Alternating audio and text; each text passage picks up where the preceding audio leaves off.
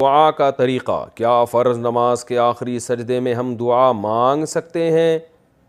کیونکہ میں نے سنا ہے کہ سجدے میں انسان اللہ کے سب سے زیادہ قریب ہوتا ہے۔ نیز اگر دعا مانگ سکتے ہیں تو اس کا طریقہ کیا ہوگا؟ پہلے سجدے کی تسبیح پڑھیں، پھر درود پڑھیں، پھر دعا پڑھیں، پھر درود پڑھیں، یا پھر اٹھ جائیں، یا کچھ اور طریقہ ہے؟ لبنہ صاحبہ انڈیا سے۔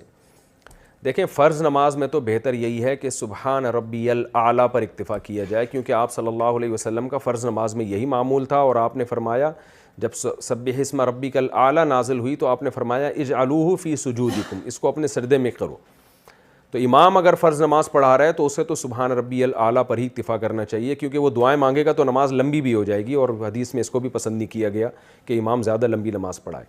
باقی انفرادی نماز پڑھ رہے ہوں تو سجدے میں آپ سبحان ربی الاعلیٰ والی تسبیحات پڑھنے کے بعد عربی میں جو دعائیں قرآن و سنت سے منقول ہیں کوئی بھی دعا پڑھ سکتے ہیں،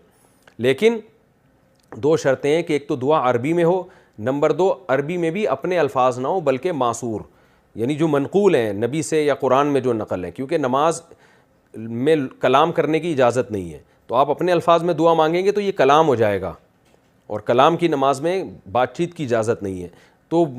جو منقول دعائیں ہیں قرآن میں ہیں یا حدیث میں آتی ہیں تو کوئی بھی پڑھ سکتے ہیں، اس میں جتنی چاہیں پڑھیں، اس سے پہلے درود شریف بھی پڑھ سکتے ہیں، بعد میں بھی درود شریف پڑھ سکتے ہیں، نہیں بھی درود شریف پڑھنا چاہیں تو بھی ٹھیک ہے، تو کسی بھی طرح سے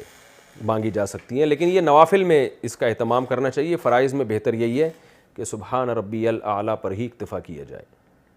لیکن اگر کوئی فرض کے سجدے میں بھی مانگ لیتا ہے تو بھی ٹھیک، گناہ نہیں ہے کوئی۔